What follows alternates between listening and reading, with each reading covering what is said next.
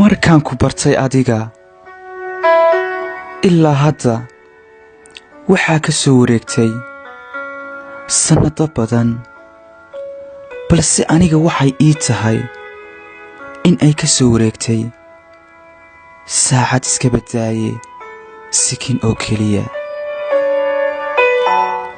wakhti kasta oo aynu isku dhacno, mar walba oo aan kaa xanaaqo, mar walba oo aad iga xanaaqdo, mar walba oo aan kaa aamuso, mar walba oo aad iga aamusto, waxaan go'aansadaa inaan iskaa ilowsiiyo adiga. balse waxa ugu horreeya oo aan ilaawo waxa uu noqdaa go'aankaygii. waxaan is arkaa aniga oo kula soo hadlay adiga, aniga oo ku soo raadiyey adiga, aniga oo kuu imid adiga, aniga oo ku sii jeclaaday.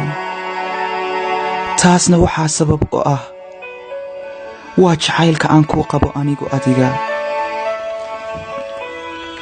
maya ma ihi anigu qof jilicsan, balse waxaan ogaaday qof kasta oo adag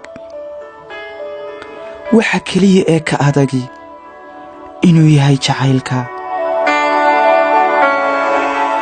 naftaada waad xakamayn kartaa, wax walba waad ka xakamayn kartaa, balse way adag tahay qof aad si dhaba u jeceshahay inaad ka xakamayso naftaada. waan ku jeclahay anigu.